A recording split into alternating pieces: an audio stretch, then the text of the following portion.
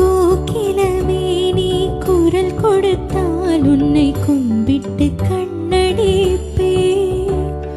கோபுரமே உன்னை சாய்த்து கொண்டு உந்தன் கூந்தலின் மீன் பிடிப்பே.